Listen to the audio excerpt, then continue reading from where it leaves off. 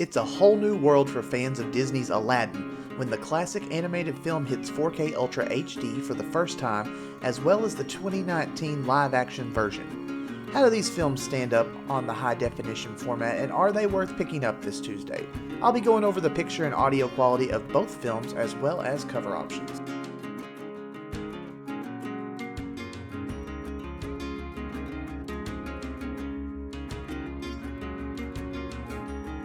Aladdin has always been one of my favorite Disney movies ever since I saw it as a kid.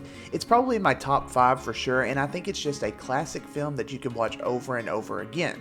I was so excited to see how the live-action version measured up, and honestly, I was not disappointed and I really enjoyed it. Disney is releasing both the animated film as well as the live-action one this week, so we have a lot to go over.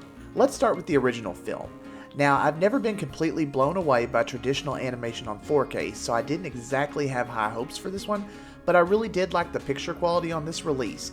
The colors were very vibrant and deep, and overall I found the film very sharp, and I thought it was a nice upgrade over the standard Blu-ray.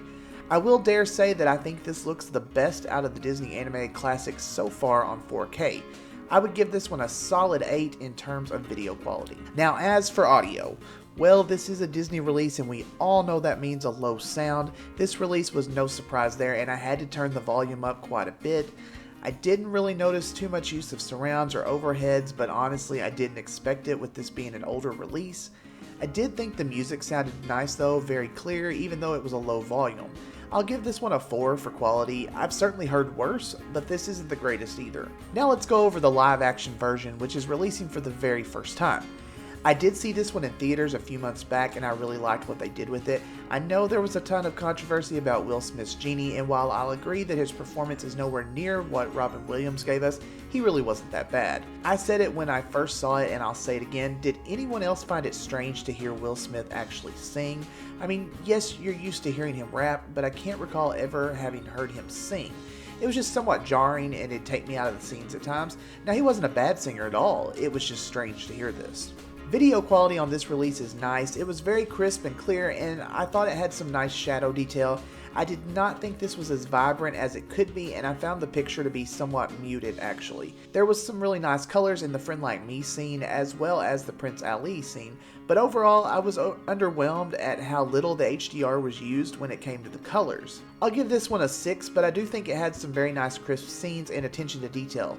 Another victim of the low sound, I thought, but this film does use some nice surrounds during the climax, as well as the Friend Like Me scene. I did turn this one up a little bit more than the animated version, so I'm not sure what was up with that.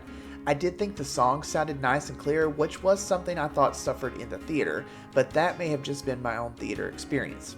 I'll give this audio a 4 as well. Disney has got to get it together on their audio tracks if they ever hope to compete with other studios like Sony when it comes to their 4K releases. As for cover options for this film, you have some really nice standard options that look really good.